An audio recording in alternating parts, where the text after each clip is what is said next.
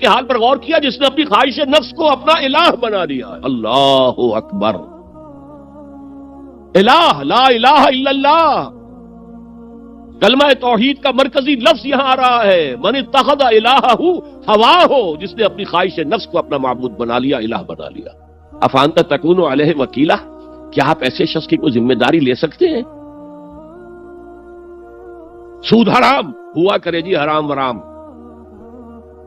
ہمارا دھندا جو ہے وہ آگے بڑھ نہیں سکتا، تو اللہ کے حکم کو پیچھے ڈالا، نفس کے تقاضے کو آگے رکھا۔ کون معبود ہے آپ کا؟ نام عبداللہ رکھیے، نام عبد الرحمن رکھیے، ہے عبد النفس، نفس کے بندے، نفس کے غلام۔ یہ میں نے یوں سمجھیے کہ جیسے میں نے ہجرت اور جہاد کی ڈیفینیشنز کی تھی۔ ہجرت کا بیس کیا ہے؟ پوچھا گیا ایو الہجرت افضل یا رسول اللہ، اے اللہ کے رسول بتائیے سب سے اعلیٰ ہجرت کون سی ہے، افضل؟ فرمایا ان تہجر ما کرے ربک، ہر اس چیز کو چھوڑ دو جو تمہارے رب کو پسند نہیں۔ آج رات ہی سے آپ ہجرت شروع کر سکتے ہیں۔ جائزہ لیجئے کیا کیا چیزیں میری زندگی میں خلاف شریعت ہیں، جو اللہ کو ناپسند ہے، فیصلہ کیجئے کہ آج کے بعد نہیں ہوگی، ہجرت شروع ہو گئی، افضل الہجرہ، سب سے افضل ہجرت شروع ہو گئی۔ لیکن ٹاپ پر لے جائیے تو یہ ہجرت جب اللہ کے دین کو قائم کرنے کی جدوجہد اس مرحلے پر آ جائے کہ اب باطل کے ساتھ ٹکراؤ ہے اور اب چاہیے کہ ساری قوت ایک مرکز پر جمع ہو جائے، ہجرت فرض کر دی گئی۔ وہ ہجرت گھر بار چھوڑ کر، اہل و عیال کو چھوڑ کر، اور مکے کے بھیڑیوں کے رحم و کرم پر چھوڑ کر اپنے گھر والوں کو، جو لوگ ہجرت کر کے آئے، حکم تھا۔ ہجرت مدینہ فرض تھی، ہجرت حبشہ فرض نہیں تھی، صرف اجازت تھی کہ جن سے سختیاں نہیں جھیلی جا رہی مزید وہ چلے جائیں۔ تو ہجرت کا یہ ابتدائی نقطہ، انتہا یہ جہاد، المجاہد من جاہد نفسہ، جہاد تو یہاں سے شروع ہو گیا، اپنے نفس کے خلاف جہاد کرنا۔ صبح نفس نے کہا بھی سو جا، آپ نے نفس کی بات کو رد کیا، اپنا کمبل اٹھا کے پھینکا، اٹھے، وضو کیا، نماز کے لیے آپ مسجد چل دیے، آپ نے جہاد کیا نفس کے خلاف۔ یہ افضل الجہاد ہے، اور سب سے چوٹی اوپر یہ ہے کہ جب وہ حق و باطل کی جنگ ہو تو جان ہتھیلی پر رکھ کر میدان میں حاضر ہوتا۔ اسی طرح یہ جو شرک فی الاطاعت ہے، میں نے آپ کو اس کی ابتدا بھی بتا دی انفرادی سطح پر۔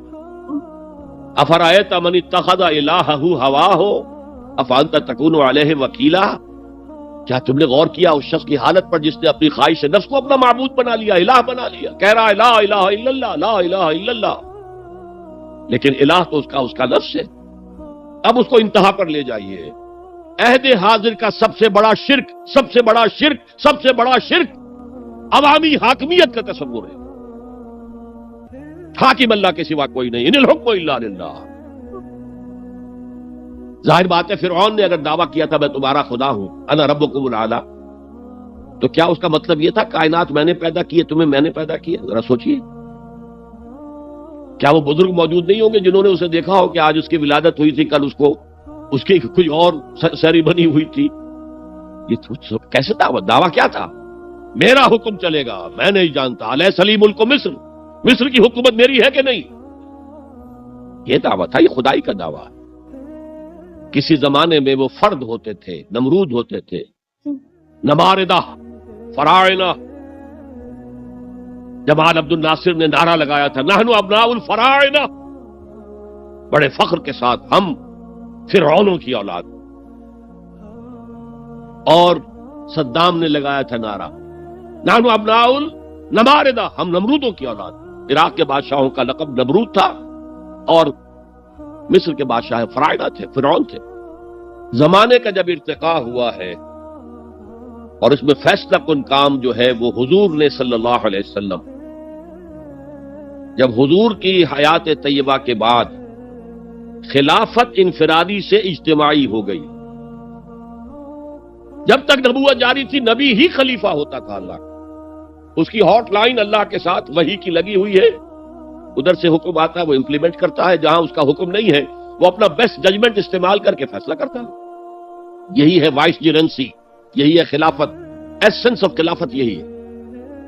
جیسے وائس رائے دلی میں ہوتا تھا، ہمارا بادشاہ یا ملکہ تو انگلستان میں ہوتے تھے، اب جو ہز میجسٹیز گورنمنٹ یا ہر میجسٹیز گورنمنٹ سے حکم آیا وائس رائے اس میں کوئی تغیر و تبدل نہیں کر سکتا. He has to implement it as سچ.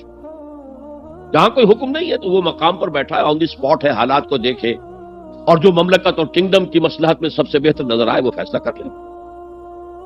لیکن حضور پر نبوت ختم تو خلافت کلیکٹیو ہو گئی, خلافت المسلمین. اگرچہ شروع میں امیر المومنین کہا جاتا تھا, کچھ عرصے کے بعد خلیفت المسلمین یہ اصطلاح جو ہے وہ عام. اسی طرح انفرادی ملوکیت کی بجائے اجتماعی ملوکیت کا تصور جو ہے شیطان نے پٹی پڑھائی. ابلیس کی مجلس شورا جو اقبال کی بڑی ہی یوں سمجھیے کہ اہم ترین نظموں میں سے, امت مسلمہ کے نام پیغام پر مشتمل وہ نظم جو ہے, اور وہ ان کے آخری ایام کی ہے اور وہ ان کی زندگی میں چھپی بھی نہیں تھی. ارمغان حجاز ان کے انتقال کے بعد چھپی ہے, جس میں آخری جو کلام تھا فارسی اور اردو دونوں کا جمع کر دیا گیا, ورنہ اس سے پہلے فارسی علیحدہ چھپتی تھی کتابیں, اردو کی علیحدہ, لیکن اب اتنا کم تھا کہ ان کے لیے علیحدہ کتابیں شائع کرنا مناسب نہیں سمجھا گیا. ابلیس نے مجلس شورا بلائی. ایک مجلس شورا کے جو رکن نے کہا کہ دیکھو جمہوریت کا دور آ گیا ہے, اب ہماری ابلیسیت کو تو بڑا خطرہ ہے, ابلیسی نظام تو ختم ہو جائے گا. جمہوریت توڑ دی بندوں نے آقاؤں کے خیموں کی تناب. یہ تو عوام نے جو ہے اپنے آقا بیرنز اور لارڈز اور بادشاہوں کے خیموں کی تنابیں توڑ دی, گرا دیے خیمے. یہ تو انقلاب آ رہا ہے. میرے آقا وہ جہاں زیر و زبر ہونے کو ہے, جس جہاں کا ہے فقط تیری سیاست پر مدار. ابلیس کیا کہتا ہے بڑے ٹھنڈے انداز میں, ہم نے خود شاہی کو پہنایا ہے جمہوری لباس, جب ذرا آدم ہوا ہے خود شناس و خود نگر. آج آدمی میں ایک سیلف امپورٹنس پیدا ہو چکی ہے. یہ بادشاہ کون ہوتے ہیں جو ہمارے سروں پر مسلط ہے, محلوں میں رہتے ہیں, عیش کرتے ہیں, جو خون پسینہ جو ہے وہ کسان کر رہا ہے. ابھی انڈسٹریل ریولوشن تو نہیں ہوا تھا, وہ ساری بات جو تھی وہ زرعی معیشت تھی. خون پسینہ وہ کرتا ہے, فصل میں سے لائنز شیئر آ کر بیرن اور لارڈ وہ لے گیا, اور اس میں سے ایک حصہ اس نے بادشاہ کو پہنچایا, ایک اپنے پاس رکھا. ظالمانہ نظام ہے. تو ہم نے دیکھا کہ انسانوں میں کچھ شعور پیدا ہو گیا, خود شعوری. تو ہم نے ملوکیت کو ڈھال دیا نئے سانچے میں. ہم نے خود شاہی کو پہنایا ہے جمہوری لباس. وہ گندگی جو فرعون کے سر پر ٹنوں کے حساب سے رکھی ہوئی تھی, ہم نے کہا تولا تولا سب میں تقسیم کر دو, ایک ایک ووٹ سب کے ہاتھ میں دے دو اور کہہ دو تم حاکم ہو. ہم نے خود شاہی کو پہنایا ہے جمہوری لباس, جب ذرا آدم ہوا ہے خود شناس و خود نگر. تو نے کیا دیکھا نہیں مغرب کا جمہوری نظام, چہرہ روشن اندرون چنگیز سے تاریک تر. It is the dictatorship of the capitalist, جسے جمہوریت کا نام دیا جا رہا ہے. کھیل ہے, تماشا ہے. تو آج کی دنیا کا سب سے بڑا شرک اسے کوئی جانتا ہی نہیں. وہ شرک فی العقیدہ ان کو معلوم ہے, اور اس کے اوپر فتوے بھی وہ لگا دیں گے.